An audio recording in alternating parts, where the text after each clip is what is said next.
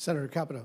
Thank you, Mr. Chairman, and Ranking Member Hyde-Smith. Nice to be here. It's good to see you, Mr. Secretary. In March 28th, with Senator Lujan, we sent a letter to you regarding the NHTSA's Advanced Impaired Driving Prevention Technology rulemaking.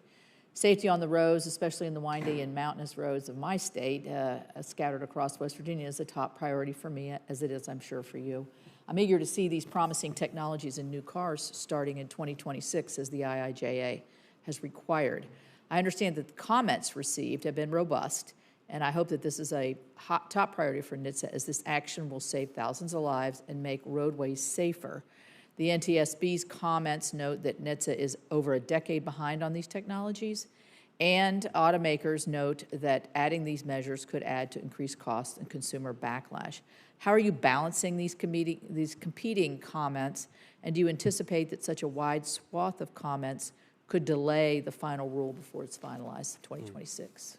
Well, what's the status of that? Thank you for your attention to a very important safety issue. Each year, we estimate about 1/3 of all roadway fatalities are related to impaired driving, which is why NHTSA has been energetic in working to comply with the rulemaking provided for in the infrastructure law. The comment period closed on March 5th of this year. As you noted, the comments were robust. Just to put some specificity to that, there were about 18,000 comments that were received. So NHTSA is reviewing those. Of course, that's both the right thing to do and legally required of us.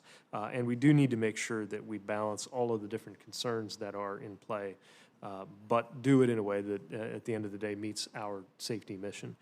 So they will continue to work through those comments, and every intention and expectation is of a prompt rulemaking here. Of course, we also need to make sure there's good understanding of how the technologies will be put into play in practice, knowing that it's one thing to have a technology available or prototyped, another to mandate it across the U.S. So do you anticipate it being in on time in 2026?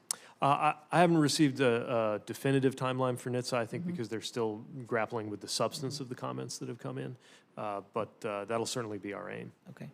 Well, I'm going to sound like Senator Kennedy because I am a broken record on my issues as well, and this is one federal decision.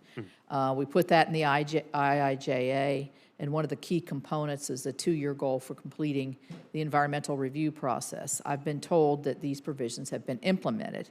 In March, my staff received a list of the Federal Highway Administration of one federal decision projects that are currently underway.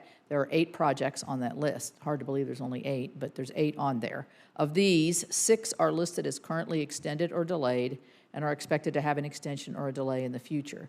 2 remaining projects had notices of intent issued in February, and their schedules have not been posted on the dashboard. Almost all of these projects have missed or are expecting to miss their 2-year goal.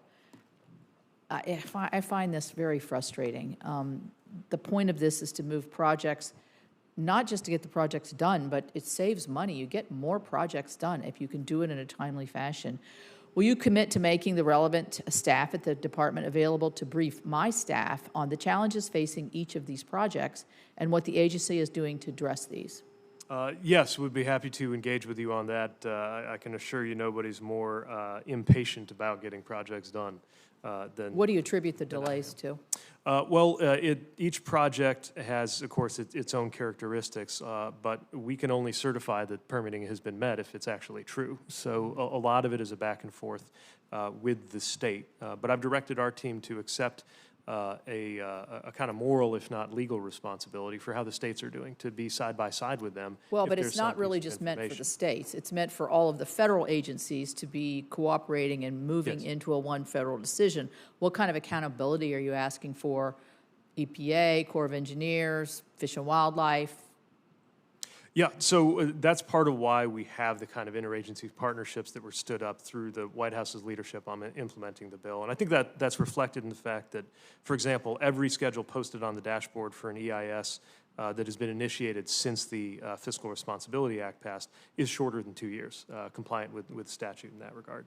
Obviously, we have some EISs that were initiated as early as a decade ago, so those have gone through a lot before we even arrived at this. But when it comes to something we can do, For example, the provisions that you put forward that made it possible for us to adopt a categorical exclusion, working with DOE so that Right. something didn't go into that more elaborate process. That can help us on the front end. Are you using that provision?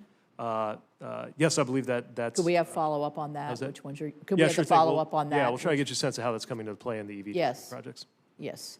I do have another question on project grant agreements. They're not getting out the door. They're delayed as well. And I'm very frustrated by that, but I'll submit this for the record. Thank you. Thank you.